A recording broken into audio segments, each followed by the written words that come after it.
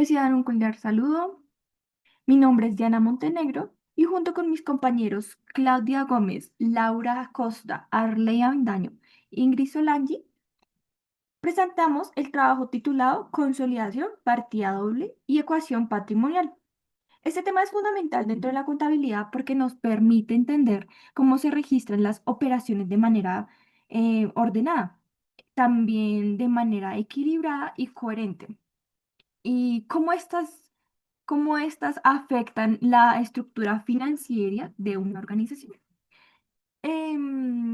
Durante esta presentación abordaremos de forma clara el concepto de la partida doble, su importancia, su papel en el registro contable, la ecuación patrimonial como base para comprender la relación entre los activos, pasivos y patrimonio, y cómo estos dos elementos se integran para garantizar información contable confiable y precisa. Nuestro propósito es mostrar la relevancia de estos dos principios para la correcta interpretación de la información financiera en cualquier entidad. A continuación, daremos inicio. Historia de la partida doble y su fundamentación. Fray Luca Pacioli, un fraile franciscano, fue el primero en proporcionar el manejo de la partida doble a finales del siglo XV. Parece un logro pequeño, pero también publicó en el mismo año los usos comerciales de la época, la nueva aritmética y la nueva álgebra. Pacioli fue un profesor de matemáticas de renombre. Su origen fue en Italia en el año 1494, donde su creador, el monje Fray Luca, con su obra Suma de aritmética, geometría, proporción y proporcionalidad, es aceptado como la primera obra impresa, exponiendo como dicho método contable que fue utilizada por los comerciantes. También podemos aprender de la ley de la causalidad. Toda causa tiene un efecto y que no hay efecto sin causa. En otras palabras, la evidencia contable de que no hay deudor sin acreedor. Seguidamente tenemos el precepto de la presentación positiva y negativa universal, la primera representada por el activo y la segunda con el pasivo. Asimismo, contiene el principio de la contradicción y el de la identidad, resumiéndose que en el debe, lo que es o lo que tengo que es y haber a lo que ha dejado de ser. Con todos esos conocimientos expresados de manera matemática y sencilla y simple, podemos ver pensamiento lógico y más de gran influencia en otras ciencias. Aquí podemos ver un ejemplo donde el señor Carlos Gómez, un cliente que cancela 2 millones en efectivo y él paga un arrendamiento por un local de 800.000. Entonces la pregunta es, ¿cuál es el saldo de la cuenta de caja? Entonces tenemos los 2 millones en el debe y los 800.000 en el haber, que fue lo que se canceló. Entonces el resultado es el saldo de la cuenta de caja, que es de 1.200.000. También tenemos otros conceptos de la partida doble, que es la dualidad. Toda operación implica una doble entrada, un deudor y un acreedor por el mismo importe. El equilibrio, la suma de los valores registrados en el debe ser siempre igual a la suma de los valores registrados en el haber para cada transacción. Principio de reciprocidad. No puede existir un deudor sin un acreedor, ya que todo el valor ingresa debe tener un origen de salida de igual valor. Ecuación contable. La partida doble se rige por la ecuación contable fundamental, que afirma que los activos de una empresa son iguales a sus pasivos más un patrimonio neto. La transparencia es el registro de ambos lados de cada transacción, permite una auditoría detallada y facilita la detección de errores. Su fundamentación es el principio de cada transacción financiera. Tiene dos métodos, efecto opuesto y de igual valor, un deudor y otro acreedor. Esto significa que cada operación afecta al menos a dos cuentas, manteniendo el equilibrio de la ecuación contable fundamental. Activos igual a pasivos más patrimonio neto. Para que el sistema funcione, la suma total debe de ser igual a la suma total de la B.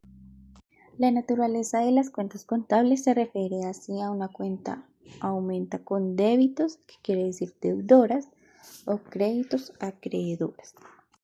Lo que define cómo se registran las transacciones. Las cuentas de naturaleza deudora Son como activos, gastos, costos, se incrementan con débitos, mientras que la naturaleza acreedora, crédito, como pasivos, patrimonio y los ingresos, se incrementan. Los movimientos débitos y créditos son la base de la contabilidad por partida doble para registrar transacciones financieras, donde los débitos aumentan los activos y gastos y disminuyen los pasivos, patrimonio e ingresos, mientras que los créditos hacen lo contrario. En una cuenta los débitos se anotan a la izquierda y los créditos a la derecha. Entonces, digamos, por ejemplo, el activo, su naturaleza es débito y se disminuye en el crédito. Un pasivo es de naturaleza crédito. Eh, Continuando, la ecuación patrimonial es un concepto básico de la contabilidad que sirve para saber cómo está económicamente una empresa. Esta ecuación se rige por la siguiente fracción. Un activo es igual a un pasivo más el patrimonio. Primero, el activo es lo que la empresa tiene, por ejemplo, el dinero en caja o en el banco. Segundo, el pasivo son todas las deudas que tiene una empresa, por ejemplo, los préstamos en el banco o las deudas con sus proveedores. Tercero, el patrimonio es lo que realmente le pertenece al dueño de la empresa. Se calcula restando lo que la empresa debe a lo que la empresa tiene. Es decir, el patrimonio es igual al activo menos el pasivo. Esta ecuación siempre debe estar equilibrada. Por ejemplo, si una empresa compra un computador a créditos, aumenta el activo porque ahora tiene el computador y también tiene que aumentar el pasivo porque ahora tiene una deuda. Si luego paga esa deuda, baja el pasivo y también baja el dinero que tiene en caja, pero la ecuación sigue quedando en equilibrio. En conclusión, la ecuación patrimonial es una herramienta útil porque permite entender de forma rápida y sencilla la situación económica de una empresa. Gracias a esta ecuación se puede saber qué recursos tiene realmente una empresa, cuánto debe y cuál es su valor real. Además, ayuda a mantener el orden en la contabilidad y a tomar mejores decisiones para el futuro. Por eso, la ecuación patrimonial es la base de todo sistema económico contable. Activos, pasivos y patrimonio. Los activos son los recursos controlados por la empresa que se espera generen beneficios económicos futuros. Aumentan por el débito y disminuyen por el crédito. Son de naturaleza débito. El tipos principales corrientes es el efectivo, las cuentas por cobrar y el inventario. Los no corrientes son las propiedades, la planta, el equipo, las inversiones a largo plazo. Ejemplos: efectivo en caja, cuentas por cobrar, clientes, edificios y terrenos. Los pasivos son las obligaciones presentes de la empresa, cuya liquidación resultará en una salida de recursos. Aumentan por crédito y disminuyen por el débito, son de naturaleza crédito. Los tipos principales son los corrientes, cuentas por pagar, préstamos a corto plazo, y no corrientes, préstamos a largo plazo, bonos por pagar. Como ejemplos: cuentas por pagar a proveedores, préstamos y impuestos por pagar. El patrimonio es la parte residual de los activos de la empresa después de deducir todos sus pasivos. Aumenta por crédito, disminuyen por el débito, son de naturaleza crédito. Los componentes son capital social, aportaciones de los socios, las ganancias acumuladas, las ganancias o pérdidas del año. Ejemplos son aportaciones iniciales de los socios, ganancias no distribuidas. ¿Por qué son importantes? Los activos son fundamentales para generar ingresos y utilidades, indican la capacidad de cumplir obligaciones financieras, representan la inversión para crecer y expandirse, influyen en el valor total de la empresa, mejoran la rentabilidad y la eficiencia operativa. Los pasivos permiten financiar operaciones y proyectos, ofrecen flexibilidad financiera y deferir pagos, aseguran el cumplimiento de obligaciones legales, y un nivel excesivo puede aumentar el riesgo financiero del costo. El patrimonio indica la estabilidad, solvencia a largo plazo, permite financiar nuevas inversiones en la base para generar un retorno adecuado y reduce la dependencia de financiamiento externo. En conclusiones, el activo, pasivo, patrimonio son los pilares del balance. Entender estos conceptos es crucial para evaluar la salud financiera de una empresa. La gestión adecuada de estos elementos es fundamental para el éxito empresarial. Ingresos. Los ingresos son todas las entradas de dinero que recibe una persona, empresa u organización por realizar una actividad económica. En otras palabras, es el dinero que entra gracias a ventas, servicios u otras fuentes. Ejemplos: venta de mercancía, prestación de servicios, comisiones, intereses ganados, arrendamientos, descuentos obtenidos. Características de los ingresos. Aumentan el patrimonio, se reconocen como cuando se generan, no cuando se cobran. Provienen de actividades principales o secundarias, operacionales o no operacionales. Deben ser verificables y medibles. Afectan el estado de resultados. Se califican en diferentes cuentas contables en Colombia. En el PUT pertenecen principalmente a los grupos 41 y 42. La importancia de los ingresos es permitir medir la rentabilidad de la empresa, ayuda a evaluar el desempeño financiero, son la base para la toma de decisiones, forma parte fundamental del estado de resultados, contribuye al control y cumplimiento tributario, favorece la planeación y presupuesto y garantiza la sostenibilidad del negocio. Los ingresos se pueden clasificar en ingresos operacionales, son los que provienen de la actividad principal de la empresa. Los ingresos no operacionales son ingresos que no provienen de la actividad principal, pero aún así generan beneficios económicos. También tenemos ingresos extraordinarios u ocasionales, son ingresos que se dan solo en situaciones excepcionales, no frecuentes. Tenemos ingresos financieros, son ingresos derivados de la gestión de recursos financieros. Ingresos por otros conceptos, incluye ingresos que no encajan en las categorías anteriores. Bueno, ahora seguimos con los gastos. Bueno, primero que todo vamos a ver la definición de qué son los gastos. Los gastos son la disminución del patrimonio que es originada principalmente por la salida de recursos. Se reconoce cuando se consume un bien o un servicio y afecta directamente en el estado de resultados. Las características principales de los gastos son las siguientes.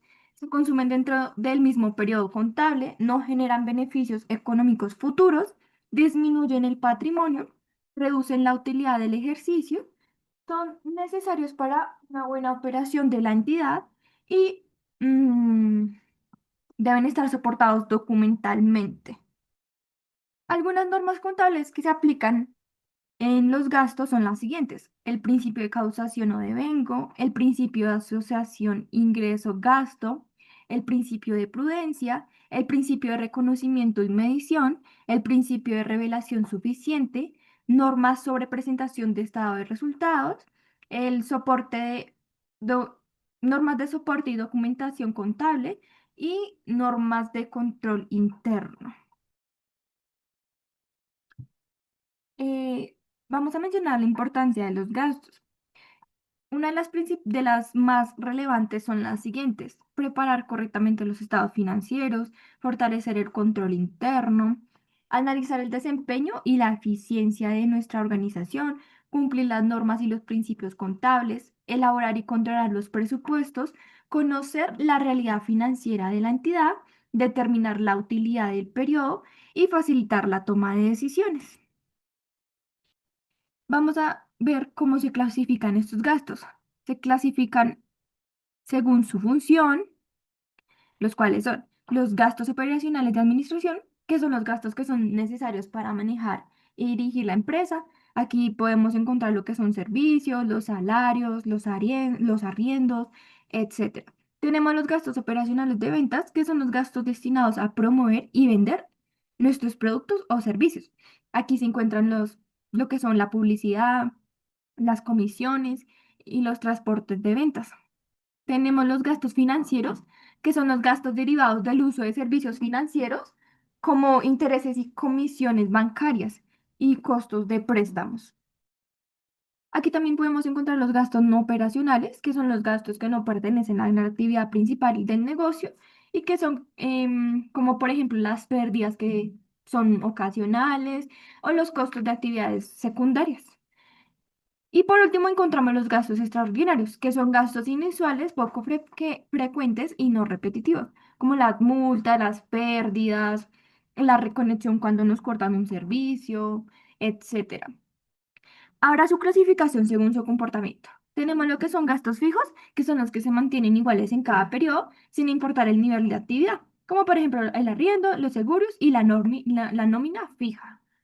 Los gastos variables, que son los gastos que cambian directamente en el según el nivel de actividad o consumo, como por ejemplo cuando consumimos más de un servicio, cuando tenemos que comprar más materiales, las comisiones que se les dan a los empleados cuando se vende más, etcétera. Y los gastos semifijos y semivariables son los gastos que tienen una parte fija y otra que varía según la actividad, como por ejemplo los servicios de energía con cargo fijo, y el consumo, la nómina, cuando tenemos horas extras, etcétera. Vamos a ver la clasificación según el PUT.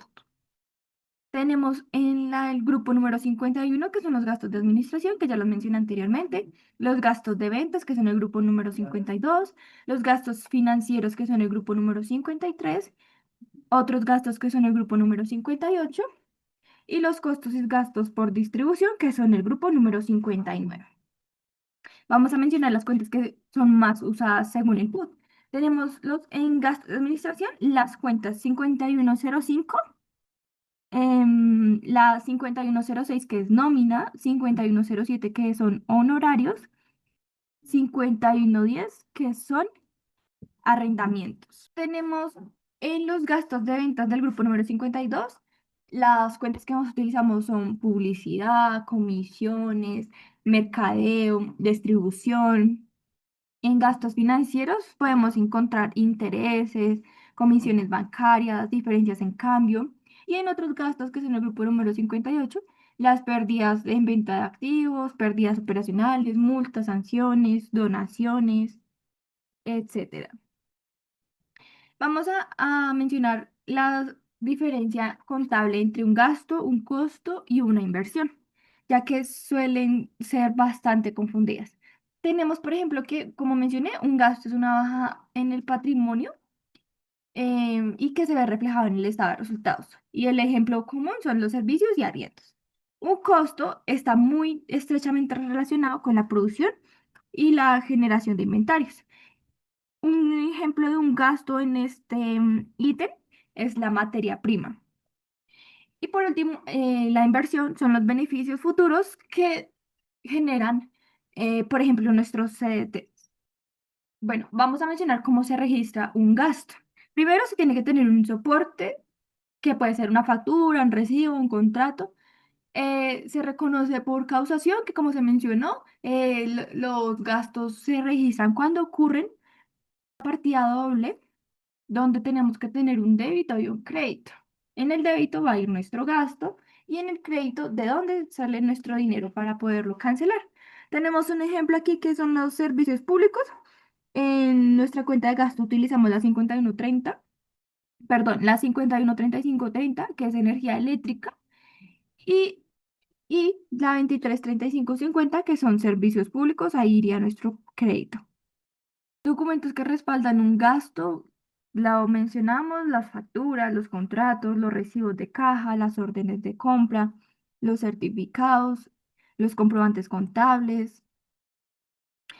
Es importante tener un control de nuestros gastos, ya que nos va a permitir la autorización previa de las compras, ver si un gasto es necesario o no. Nos va a permitir hacer una conciliación y un presupuesto adecuado. Nos va a permitir tener una auditoría interna. mm, Tenemos que manejar políticas contables ya definidas para que tengamos un mejor manejo de ellos. El impacto del gasto en los estados financieros. Como lo mencionamos, esto afecta principalmente el estado de resultados, ya que nos va a reducir la utilidad del periodo, afecta el margen operacional y en nuestro balance general reduce el patrimonio y disminuye la caja y aumenta las cuentas por pagar. Ya mencioné algunos ejemplos. Aquí podemos mencionar lo que son mantenimientos, papelería, aseo y cafetería, entre muchos otros más, pero estos son como los más comunes. Todo para nuestra presentación, agradecemos mucho su atención y esperamos les haya gustado. Muchas gracias y hasta luego.